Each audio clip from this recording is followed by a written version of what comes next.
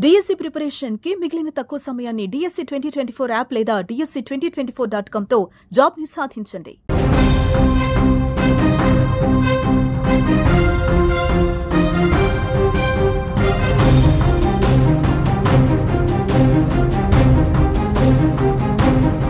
ఇప్పుడిప్పుడే భారత్ పాకిస్తాన్ మధ్య ఉద్రిక్తతలు చల్లబడుతున్నాయి.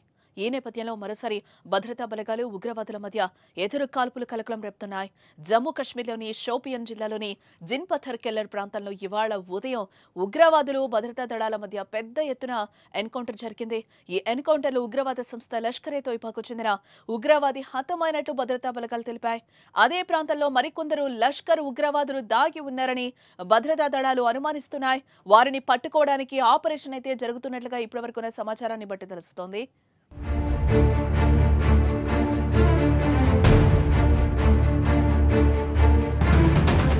జమ్మూ కశ్మీర్లో ఇవాళ ఉదయం ఎన్కౌంటర్ చోటు చేసుకుంది.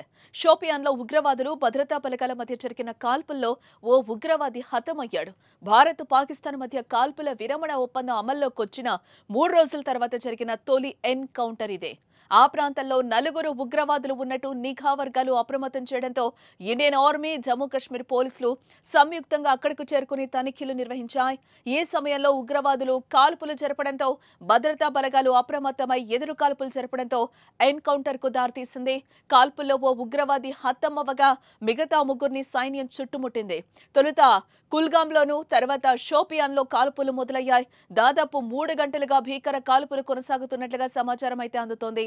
అటవీ ప్రాంతంలో కొనసాగుతున్న ఈ ఎన్కౌంటర్ కు సంబంధించిన పూర్తి వివరాలు ఇంకా తెలియాల్సి ఉంది.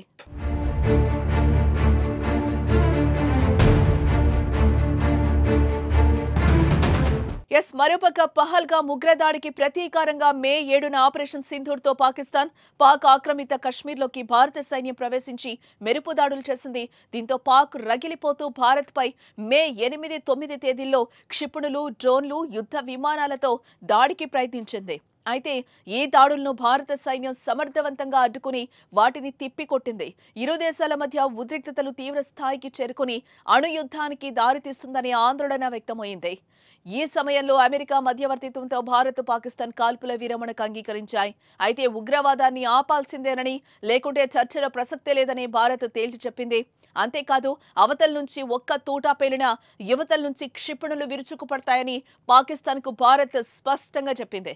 ఆపరేషన్ సింధూర్ తర్వాత తొలిసారి ప్రసంగించిన ప్రధాని నరేంద్ర మోదీ పాకిస్తాన్ గడ్డపై ఉన్న ఉగ్రముఖల స్థావరాలను కూల్చేసినట్లుగా కూడా ఆయన వెల్లడించారు. ఈ సందర్భంగా పాక్ చేస్తున్న అణ్వాయుధాల బెదిరింపులకు భయపడేది లేదని స్పష్టం చేశారు. ఒకవేళ పాక్ అణ్వాయుధాలు ప్రయోగిస్తే ఆ తర్వాత ఏం చేయాలో భారత్కు క్లియర్గా తెలుసునని పేర్కొన్నారు. భవిష్యత్తులో పాకిస్తాన్ ఏం చేస్తుంది అనే దానిపై ఒక కన్నేసుంచినట్లుగా కూడా ఆయన వెల్లడించడం జరిగింది. అయితే మోదీ ఘాటు వ్యాఖ్యల తర్వాత కూడా ఉగ్రవాదులు దాడులకు తెగబడ్డారు. దీంతో వారిలో ఒకరిని మట్టుబెట్టిన భారత సైన్యం తప్పించుకున్న మరో 3 కోసం గాలిస్తున్నారు.